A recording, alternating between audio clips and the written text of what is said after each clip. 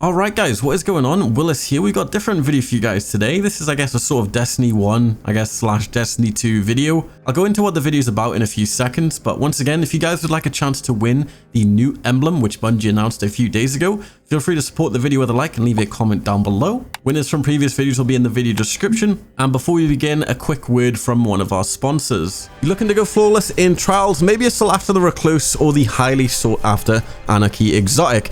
You can get all of these and more thanks to our amazing new sponsor, Blazing Boost. They'll help you acquire all of these exotics, legendaries, and more. They also do bundle packages, so if you need weekly Trials carries or maybe even weekly Prophecy completions, they'll get that for you too. With over 5,000 reviews on Trustpilot, they are fully legit. Blazing Boost have been highly supportive of my channel, and I highly encourage you to click the link at the top of the video description for the best prices. But yeah, what's this video about? So I kind of wanted to do a different type of video, as I know a lot of my subscribers haven't really played Destiny 1. I wanted to basically compile all of the exotics that we know of in Destiny 1, and I guess kind of speculate which ones might return. Obviously, we have the Traveler's Chosen coming back from the first mission in Destiny 2. We've seen talks of the Kvostov, maybe the exotic Kvostov coming back in Destiny 2. We then obviously have the Vex Mythoclast. Obviously, we know we are getting the Vault of Glass raid, so maybe the Vex Mythoclast will make a return. There's a lot of people who don't actually know a lot of the Destiny 1 exotics, so I wanted to basically just, like I said, make a compilation of all of the exotics from Destiny 1, talk a bit about them, their exotic perks, and maybe how they'll return if they do ever return in Destiny 2. Now, obviously, I haven't included the ones which have already came back. So obviously, we've had the Thorn, we've had the Last Word come back. Those are basically going to be cut out because obviously people already know about them. But I know maybe if you're a subscriber of mine, maybe Destiny 2 was your first Destiny and you have no idea. Maybe it's going to be pretty cool for you guys to see these exotics for the first time. But for those Destiny 1 veterans, maybe it'll just be a cool nostalgic video for you guys. But yeah, I guess let's start off. In no specific order, we have the first curse. The first curse was an exotic hand cannon. Similar guns to this in Destiny 2, I guess perk-wise, was the Ariana's Vow, Ace of Spades. The first curse was basically outclassed in Destiny 1 by any well-rolled legendary hand cannon. The first curse had a perk called Deadeye, which gave it bonus to range, stability, and movement speed while aiming down sights. The exotic perk called First Curse, which made it so the first precision kill of the magazine refills it, granting bonuses to range and stability until the player reloads. It was kind of like a bottom tier weapon for PvP in Destiny 1. Next up, we have a exotic auto rifle, the Necrochasm. Now, this was a super fast Hive exotic auto rifle, and pretty much we thought this would come back with Shadowkeep, but we never saw it just because it was sort of like Hive themed. The Necrochasm was super fun to use. The exotic perk was called Cursebringer, which made it so weapon kills would actually trigger a cursed thrall explosion, which made it very, very dangerous and cool when clearing ads. The next exotic we have is the Fabian Strategy, or the Fabian Strategy. This is obtained from an exotic quest, which was only for Titans. So Titans can only equip this weapon as well. The exotic perk was called Frontlines, which gave this increased handling and rate of fire when enemies were close, and the kills automatically reloaded a portion of the magazine.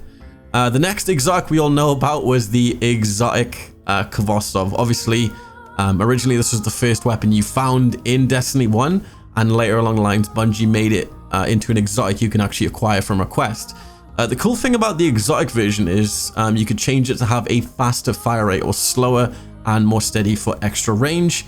It's a super nostalgic weapon, and if you guys remember the first weapon you get in Destiny 2, it was actually the Traveler's Chosen, a white sidearm, which is returning very soon as an exotic, which we've seen from the leaked quests and stuff. So hopefully Bungie may take this as a thing, being like, we like these, I guess, white weapons that we normally start off with, and obviously them turning into an exotic is a really cool thing. So hopefully we see the Kvostov come back. That would be really cool. So next up, we have another exotic auto rifle, the Zalo Supercell. Wow, it's been a while since I said that. Which is basically the Risk Runner in Destiny 2. The exotic pick was called Zalo Supercell. Arc projectiles have a chance to chain lightning when enemies are close together. It also had a perk called Bolts from Blue. So double kills with this weapon charge a small amount of super energy and return ammo to the magazine. It was a super fun weapon to use for ad clearing as well. So onto the exotic pulse rifles, or pulse rifle, the Red Death. So the Red Death is basically the equivalent to the Crimson in Destiny 2. The exotic perk on the Red Death was, can you guess? It's called the Red Death. Each kill pretty much healed you and sped up reload. A super OP perk in year 1 Destiny of PvP, and it was definitely one of my favorite weapons to use in year 1 PvP of Destiny. So onto the exotic scout rifles. Now, the Touch of Malice, this was a sort of, I guess we'll call it a raid exotic. The exotic perk on this bad boy was called Touch of Malice. The final round in the magazine regenerates and deals bonus damage at the cost of the wielder's life force. Basically what this meant was you shoot it, and when you get to the last bullet, you can pretty much shoot that last bullet forever and it will damage you. We had the Touch of Mercy perk, which basically made it so 3 rapid kills will return a portion of the wielder's health. Overall, this weapon was crazy because you basically had unlimited ammo if you could heal through it. Onto one of my favorite exotics in Destiny 1, which is the Talalok, or Talok, whatever you want to, how you want to say it. It was a weapon exclusive to just Warlocks, and at the time I was a Warlock main. Since then I've switched to becoming a Titan main. What made this so good was the perk Overflow and Eye of the Storm. It was one of my favorite PvP exotics, and basically how it worked was if you sat in and you held your super, this weapon basically turned into a laser. The exotic perk made it so if you had your super charged, it would just have bonus sort of like damage, I guess, and like stability, and it was basically a freaking laser. It was nuts. Next up, we have the Boolean Gemini, which was another exotic scout rifle. This exotic is, I guess, is kind of everyone forgot about. The exotic perk was called One Way, which gave bonus agility on precision kills and stacked up to 3 times. The other perk, or Another, which gave bonus armor on non-precision kills, which also stacked up to 3 times. So onto the exotic sidearms, the first one being Dreg's Promise. This was a Fallen themed, I guess, sidearm, and it basically shot shock rounds that made your bullets pretty much ricochet off hard surfaces, and it basically had insane target acquisition, so it was kind of insane in PvP for the longest time. Another exotic sidearm was the Trespasser, one of, I think, probably the coolest looking exotics in my opinion. The exotic perk was Be the Danger, which made it so this weapon fires a burst of bullets with deadly accuracy, and Unrepentant, which made it so reloading after a kill causes the next burst to be longer and, I guess, a more powerful super burst. So now for them juicy exotics we really want to see come back, which is the Icebreaker, one of the greatest, most powerful, coolest looking exotics to ever come to Destiny, guys. The main perk on the Icebreaker was no backpack. Basically, you didn't have to reload this gun. It would just regenerate ammo. So you pretty much had unlimited ammo. Basically the perk Icebreaker, which made it so whenever you got a kill, enemies would explode into solar damage and a massive AoE. I think one of the best exotics in the game, and I really want to see it come back to Destiny 2. Bungie, please. Coming up next, we have the Patience and Time. Probably the most, I guess, unique exotic perk on a sniper. Basically, you went invisible whenever you would aim down sights. And come to think of it, it was a pretty cool perk. It didn't really see much use, as pretty much when you would shoot, it would take you out of invisibility, but nevertheless, it's still a super cool perk, and it would be awesome to see it return in Destiny 2, maybe with a similar invisibility perk. Up next, we have the Hereafter Exotic Sniper, another really cool looking exotic, which, if I remember, had a really crazy sounding shot noise. The exotic perk on Hereafter makes it so crouching increases scoped zoom and makes it easier to aim under fire. The main perk, Blinding Light, made it so precision kills with this weapon made a bright flash that pretty much blinded nearby enemies, which made this weapon really good in PvP as well as getting precision shots. Also refunds the magazine. Now for the biggest meme of a weapon in Destiny 1, which was the No Land Beyond Exotic Sniper. The exotic perk was the Master. Increased precision damage and kills, briefly increased the damage to the next target. What made this weapon hilarious was its insanely slow reload and outright jankiness of the whole weapon to use in PvP. If you ever got killed by this in PvP, you know you pretty much just had to uninstall the game immediately. To see this gun actually return would be the biggest meme, and it would be freaking hilarious. So another really cool looking sniper was the Zen Meteor, the exotic perk being Dynamite, which grants explosive rounds, and rapid kills with this weapon would be basically, it would reload a clip of extra high damage rounds for 5 seconds. And the extra round from Dynamite causes a massive explosion, The gun itself as well set on fire, and it looked really cool when you had a dynamite round loaded in the chamber. Onto the fusion rifles, first one being the Pocket Infinity. So if you've ever heard of the Pocket Infinity, just picture the Merciless on steroids. The exotic perk on Pocket Infinity made it so this weapon fires in full auto, and it basically had a chance to return rounds to the magazine, which made this thing an absolute machine. Next up, we have the Plan C, another exotic fusion rifle. This thing was low-key a sniper back in the day, nothing really too great about the Plan C, as most of the perks on like the D2 rifles that we have now, or the D2 fusion rifles, is pretty much what we have in the Plan C. The exotic perk pretty much made it so it could charge and you could equip it faster, and I guess whenever you would switch weapons, you could charge it faster. It was just kind of basic, and it's kind of in most of the legendary fusion rifles we have right now. Finishing up with the last fusion rifle slash auto rifle was the highly sought after Vex Mythoclast. Now this is a weapon we will probably see return with the Vault of Glass, like I said at the start of the video, coming back in Destiny 2, but this thing was the weapon to have. It pretty much dropped from the last raid boss in Vault and basically was an auto rifle fusion rifle, the first of its kind, and the weapon just looked absolutely nuts. The exotic perk really basically just told you it was an auto rifle in disguise of a fusion rifle. It was nuts. I love that weapon. Onto the shotguns. First one being the Invective. Think of it like the Icebreaker, but in shotgun form. It was a shotgun that regenerated ammo. Basically, it had full auto and it would regenerate ammo. What more do you need to know? You get free ammo.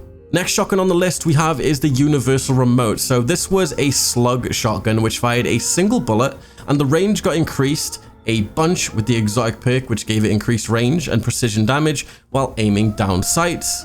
Now for the exotic machine guns, first one being the Nemesis Star. This was a solar damage machine gun, and the exotic perk was Strange Gravity. When holding down the trigger, the range accuracy increases as the fire rate decreases. Kills grant bonus grenade energy on trigger pull. As well, this weapon has an initial burst with a higher rate of fire.